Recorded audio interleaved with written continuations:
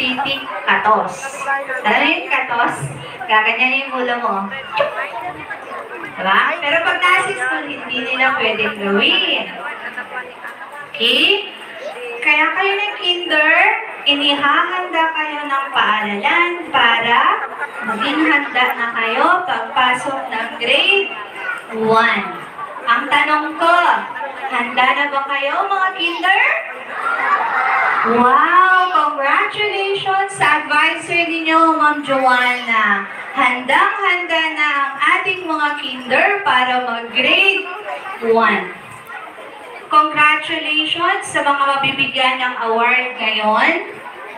Kung may mga medals, yung mga hindi makakatanggap ng medals, huwag kayong iiyak mamaya. Opo, huwag kayong iiyak. Ang ilagay sa isip, sa susunod na pasukan, ako naman ang pupunta dyan sa stage at mas magkakaroon ako ng mas maraming medal. Opo?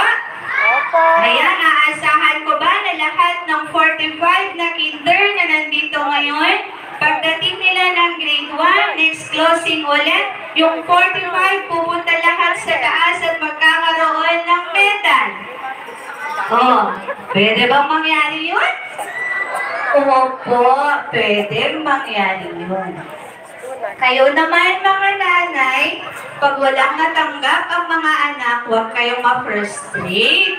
Huwag nyo din silang pagalitan. Baka mamaya, ako kapag-kumamit, tatay, kukukang ko, dasal, gano'n mo. Diba? Huwag. Kasi, mas lalo silang mawawalan na ganang mag-aral.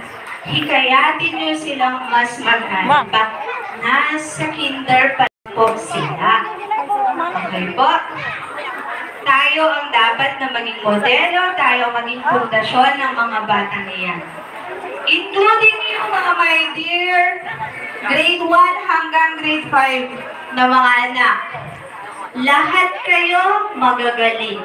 Ang bawat isa kasi sa mga mag-aaral ay may kanya-kanyang kakayahan. Hindi man siya magaling sa academics, sa ibang bagay, siya ay magaling. Opo? Okay, alam ko excited na kayong lahat. Inuulit ko, congratulations to our dear completers and to your proud parents. Good afternoon.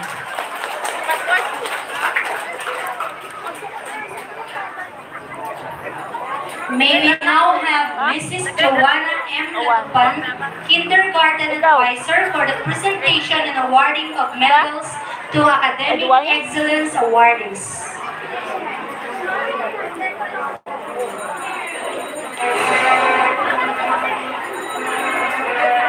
I have the honor to present to you the achievers of Kindergarten AM session.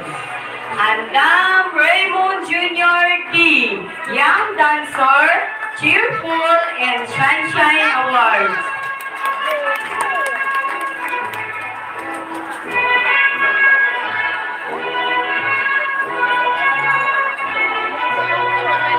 Happy 9 million viewers.